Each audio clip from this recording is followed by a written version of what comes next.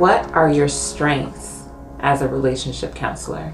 So my strengths as a counselor, just in general, have to be my ability to relate to clients. I use a lot of analogies and metaphors in my counseling, and clients like that because I'm able to draw that mental picture. I also use a whiteboard at times as well to produce visuals and charts. I believe as a therapist, I'm also part translator.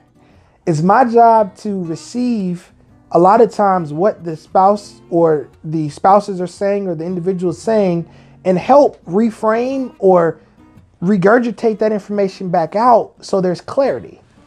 So that's a strength that I really gravitate toward. I also am not afraid to take risk in counseling. And what I mean by taking those risks, I will adopt a lot of experiential exercises and techniques that allow the client to move and get up. And I like the therapist. She's a well-known theorist and therapist by the name of Virginia Satir. And she's under that experiential therapy modality. And she has a tactic or a exercise or a technique in therapy called sculpting, where you actually have the partners or the family members reenact an emotional expression physically.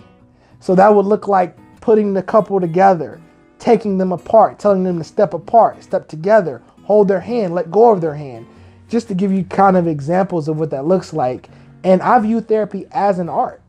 Therefore, I'm not afraid to help that couple any way possible to gain that insight that they need.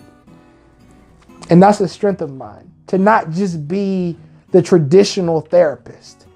A lot of times when people think of therapy, they think of a psychodynamic approach. That's equivalent to like that couch therapy where the person's laying down and then there's typically an older gentleman or an older female and they're gray haired and they have the glasses and the pad and it's very regiment. I like to be a lot more lively in my therapy. I guess you would call me a modern therapist. How about that?